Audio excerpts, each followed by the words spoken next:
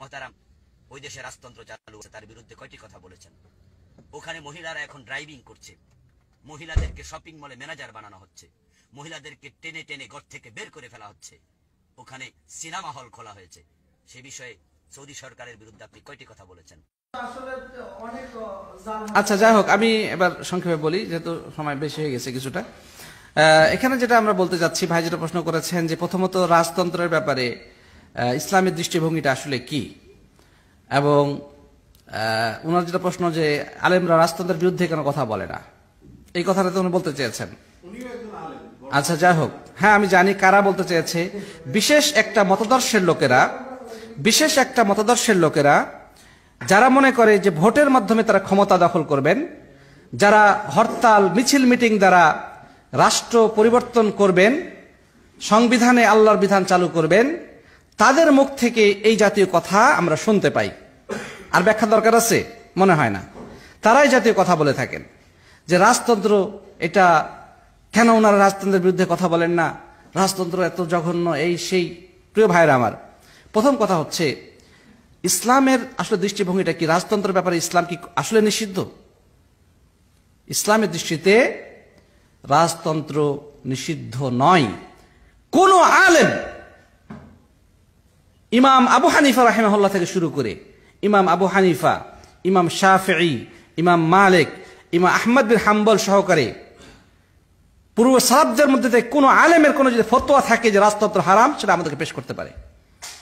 আমরা কোথাও এখন পর্যন্ত কোনো ফতোয়া পাই নাই যে তারা হারাম ফতোয়া দিয়েছেন। আচ্ছা, আবু হানিফা রাহিমাহুল্লাহর শাসন আমল দেখেন, ওই সময় কিন্তু রাজতন্ত্রের শাসন আমল ছিল। উমাইয়া খেলাফত, আব্বাসী খেলাফত, সমস্ত রাজতন্ত্র ছিল। ওবাইদিয়া শাসন আমল, ইসলাম ইতিহাসে রাজতন্ত্রের ইতিহাস বেশি। খেলাফতন্ত্র কোথায়? যেই উসমানী খেলাফতকে খেলাফতন্ত্র বলা হয়, তুরস্ক থেকে যেটা বলা হয়, আপনি খোঁজ না দেখে রাজতন্ত্র ছিল, এটা খেলাফতন্ত্র ছিল না। সমস্ত রাজতন্ত্র, আব্বাসিয়া, উমাইয়া, তারপরে যে উবাইদিয়া, ফাতেমি যেটাকে বলা হয় ফাতেমিয়া শাসন, তারপরে আপনি দেখেন আপনার উসমানী খেলাফত, সম্পূর্ণ কি ছিল? এগুলো রাজতন্ত্র ছিল। আপনি ইতিহাস খুঁজে দেখেন, এবং কোন মাযহাবের কোন ইমাম, কোন সালাফ থেকে কোন প্রমাণ যদি কেউ দেখাতে পারে যে রাজতন্ত্র হারাম, ইনশাআল্লাহ আমরা এটা মেনে নেব। এখন পর্যন্ত আমি কোনো ফতোয়া এভাবে পাই নাই। বরং আমরা দেখি রাসূল করিম সাল্লাল্লাহু আলাইহি ওয়াসাল্লাম বলেছেন যে আমার খিলাফত আলা মিনহাজিন নবুওয়া থাকবে 30 বছর, তারপরে আসবে রাজতন্ত্র। আল্লাহর নবী নিজেই বলেছেন রাজতন্ত্র আসবে। তিনি বলেছেন যে খেলাফত এটা হচ্ছে আমার পরে খেলাফত হবে এবং এটা রহমত হবে, এরপরে রাজতন্ত্র আসবে, হ্যাঁ, সুম্মায়াতুল মুলুকিয়া ওয়ার রাহমা, এরকম আছে, এবং সেটা রহমত হবে। এবং সাহাবী মুআবিয়া রাদিয়াল্লাহু তাআলা আনহু তার ছেলেকে ক্ষমতা, ইয়াজিদ বিন মুআবিয়াকে ক্ষমতা দিয়ে বলা যায় যে তিনি রাজতন্ত্রের প্রথম প্রচলনকারী, তিনি প্রথম প্রতিষ্ঠা করেছেন। কই সাহাবে কেরাম নাজায়েজ ফতোয়া দিয়েছেন? তারপরে যে সমস্ত ইসলামী শাসক এসেছে রাজতন্ত্র ভিত্তিতে দেশ পরিচালনা করেছেন। তাহলে আমরা যেটা বলতে চাই প্রিয় সাথী বন্ধুগণ, যে রাজতন্ত্র এটা খারাপ কিছু নয়, শরীয়তে নাজায়েজ কিছু নয়, তবে শর্ত আছে একটা। শর্তটা কি? শর্ত হলো কিতাব এবং সুন্নাহ ভিত্তিক রাষ্ট্র পরিচালনা করতে হবে, এবং যেই দেশ তারা পরিচালনা করবে সেই দেশে শান্তি শৃঙ্খলা প্রতিষ্ঠা করার যোগ্যতা তার মধ্যে থাকতে হবে। এই দুইটি শর্ত সাপেক্ষে রাজতন্ত্র কোনো সমস্যা নাই, কোনো আপত্তি নেই, শরীয়ত দৃষ্টিতে কোনো বাধা নেই। কি? এক নম্বর হচ্ছে আল্লাহর কিতাব, রাসূল করিম সাল্লাল্লাহু আলাইহি ওয়াসাল্লাম সুন্নাহ অনুযায়ী দেশ পরিচালনা করবে, এবং দেশের মধ্যে শান্তি, স্থিতিশীলতা এবং মানুষের জন্য কল্যাণকর একটা পরিবেশ তারা সৃষ্টি করতে পারবে, এতে কোনো আপত্তি নেই, শরীয়তের নাজায়েজ কোনো কিছু নেই। পক্ষান্তরে খেলাফত প্রতিষ্ঠা করলেন, কিন্তু খেলাফতের নাম দিয়ে যদি শিরক বিদআতের প্রচলন ঘটাই, ইসলামের কোনো আইন প্রয়োগ না করে, তাহলে ওই খেলাফতের কোনো মূল্য আছে? শাসন ব্যবস্থার নাম খেলাফত, কিন্তু আইন আল্লাহর বিধান কোনো বাস্তবায়ন নাই, ওইটা খেলাফতের কোনো লাভ আছে বলেন? শুধু মানে মদের বোতলে যদি মধু লিখে রাখা হয়, তাহলে কি মদটা মধু হয়ে যাবে? তাহলে নামের বড়াই করো না কেউ, নাম দিয়ে কি হয়? নামের মাঝে পাবে না কেউ আসল পরিচয়। তুমি নাম রাখলা খেলাফত, কিন্তু খেলাফতের মধ্যে আল্লাহর বিধান বাস্তবায়ন নাই, এই খেলাফত দ্বারা কোনো মূল্য নাই, কোনো কাজে লাগবে না। পক্ষান্তরে যদি সেটা রাজতন্ত্র হয়, সেটা যদি আল্লাহর বিধানকে বাস্তবায়ন করে, আল্লাহর হুকুম তাওহীদকে বাস্তবায়ন করে, সুন্নাহকে বাস্তবায়ন করে, শিরক থেকে মানুষকে নিষেধ করে, সতর্ক করে, বেদাতের ব্যাপারে তারা কার্যক্রম পরিচালনা করে, এই রাজতন্ত্র হাজারো গুণ, লক্ষ লক্ষ গুণ ভালো খেলাফততন্ত্র থেকে, যে খেলাফত নাম দিয়ে শিরক বিদআতের সয়লাভ ঘটায়।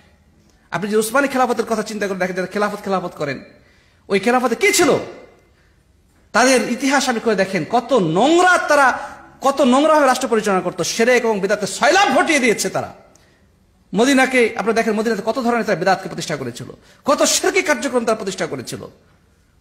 তারপরে সমকামিতা, তারপরে মদ, এই বেশ্যাখানা সব তারা খুলেছিল। বর্তমানে তুরস্কে আপনি তাকিয়ে দেখেন, সেখানে সবকিছু চালু আছে। 15 বছর ধরে বর্তমান রাষ্ট্র সরকার, তারা ক্ষমতা, একটা বিধান দেখান আমাকে, একটা আইন দেখান ইসলামের আইন বাস্তবায়ন করেছে, একটা আইন দেখান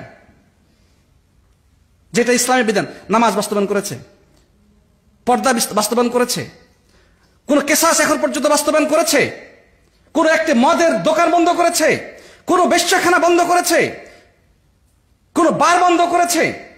কিছুই করে নাই। শুধু মুখে চাপা দিয়ে চলতেছে খেলাফত, মুসলিমদের খেলাফত নাকি উনি খলিফা। আর সৌদি আরব আলহামদুলিল্লাহ, আমি বলবো 100% না হলেও তারা যে পরিমাণ ইসলামী আইন বাস্তবায়ন রেখেছে, পৃথিবীর বর্তমান এই ভূপৃষ্ঠে এত ইসলামী আইন বাস্তবায়নকারী দ্বিতীয় কোনো দেশ নাই। সন্দেহ আছে? হ্যাঁ, এখন আপনারা হয়তো বলতে পারেন যে এই এটা করতেছে, ওটা করতেছে। হ্যাঁ, আমি জানি এখানে 100% কেউ বলে না, এর মধ্যে ভুল আছে, ত্রুটি আছে, কিছু সিদ্ধান্তগত সমস্যা আছে। কিন্তু এখন পর্যন্ত আলহামদুলিল্লাহ তারা আলেমদের সাথে সম্পর্ক রাখেন, তারা আলেমদের কাছে যান, আলেমরা তাদের কাছে আসেন, এদেশের বড় আলেমরা তাদের ব্যাপারে নসিহত করছেন।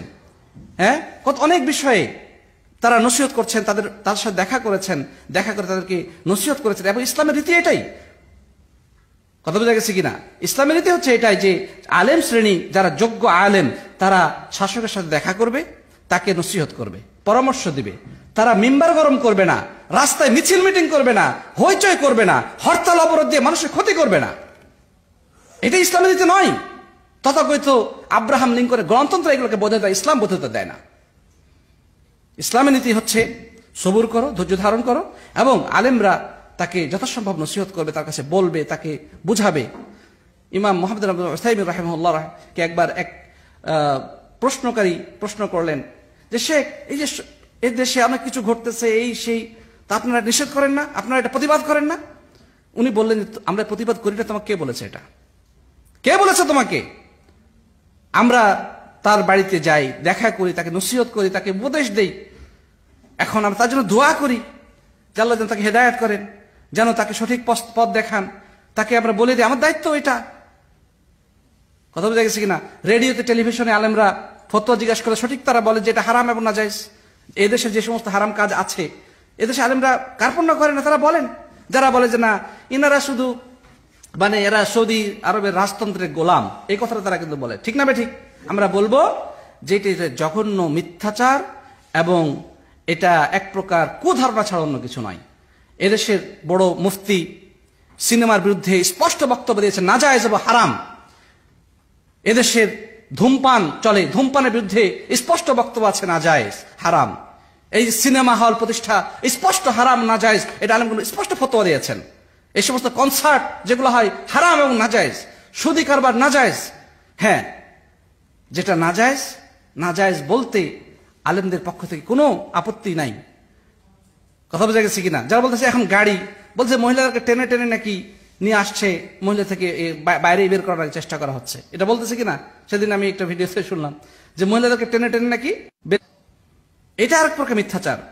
এখানে যেটা ছিল যে মহিলারা ওরা চাচ্ছে গাড়ি ড্রাইভ করতে চায়। আমরা বলবো গাড়ি ড্রাইভ করা যে বিষয়টি, একজন আজনবী পুরুষের সাথে একজন বিদেশি ড্রাইভারের সাথে একটা মহিলা একাকী আগে হসপিটালে যেত, স্কুল কলেজে যেত। একটা মহিলা স্কুলের টিচার অথবা সে অসুস্থ, তাকে কোথায় যেতে হবে? হসপিটালে যেতে হবে, তাকে স্কুলে যেতে হবে, তাকে চাকরিতে যেতে হবে। এখন যেতে গেলে তো কি করছে, সে একজন ইয়ার মাধ্যমে ওই আজনবী ড্রাইভারকে নিয়ে যাচ্ছে, একই ড্রাইভার, মানে একটা গাড়ির মধ্যে, হ্যাঁ, মানে একজন আজনবীর সাথে একটা মহিলা, এটা ইসলাম দৃষ্টিতে হালাল না হারাম? হারাম না হালাল না হারাম? স্পষ্ট হারাম। নবী আকরাম সাল্লাল্লাহু আলাইহি ওয়াসাল্লাম বলেছেন, লা ইয়াখলুওয়ান্না রাজুলুন বিইমরা ইল্লা মা'যু মাহরাম, জি মাহরাম, মাহরাম ব্যতিরেকে কোনো পুরুষ যেন কোনো নারী থেকে, নারীকে নিয়ে আলাদা দৃষ্টি আড়ালে না যায়। তাহলে সেটা কিন্তু হচ্ছিল।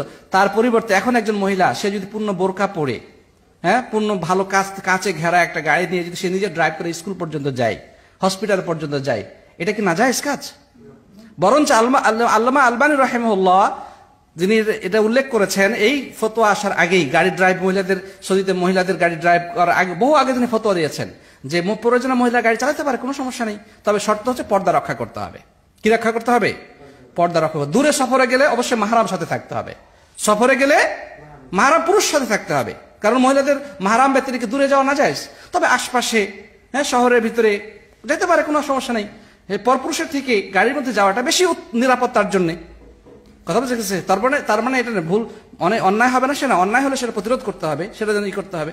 কিন্তু এগুলোকে আসলে বড় করে দেখিয়ে অপপ্রচার যেভাবে করা হচ্ছে, এগুলো এক শ্রেণীর তথাকথিত ওই যারা ভোটের রাজনীতি বিশ্বাসী, যারা ওই যে এসির বিরুদ্ধে কথা বলে, তারা আবার গরমের মধ্যে যে গাড়ি ভাঙচুর করে, ঠিক না? ঠিক, হরতাল করে, হ্যাঁ, অবরোধ করে, দেশের মানুষকে তারা কষ্ট দেয়, ওরা কিন্তু ঠিকই গরমের মধ্যে, ওদেরকে কে জায়েজ বলেছে? এটা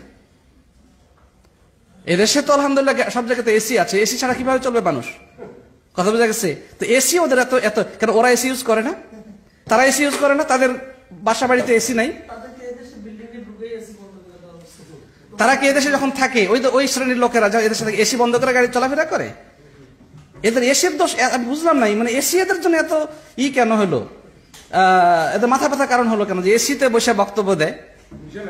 এসির নিচে বক্তব্য দেখ আর ফ্যানের নিচে বসে বক্তব্য দেখ, খোলা মাঠে বক্তব্য দেখ, আর যেখানে যা বক্তব্য সেটা সঠিক না বেঠিক সেটা তুমি প্রমাণ করো, সেটা তুমি দেখো। প্রিয় ভাইরা আমার, তো যাই হোক, আমরা আল্লাহর কাছে বিদ্বেষ থেকে পানাহা চাই। আল্লাহ যেন আমাদের বিদ্বেষ থেকে হেফাজত করেন, আল্লাহুম্মা আমিন। আল্লাহ রাব্বুল আলামিন যেন আমাদেরকে সঠিক জিনিসটি বোঝার তৌফিক দান করেন, আল্লাহুম্মা আমিন। যা অনেক লম্বা হয়ে গেল, যেন দুঃখিত। জাযাকুমুল্লাহ খায়র। হাদা সাল্লাল্লাহু আলা নবিয়িনা মুহাম্মদ ওয়া আলা আলিহি ওয়া সাহবিহি আজমাইন। আসসালামু আলাইকুম ওয়া রাহমাতুল্লাহি ওয়া বারাকাতুহু।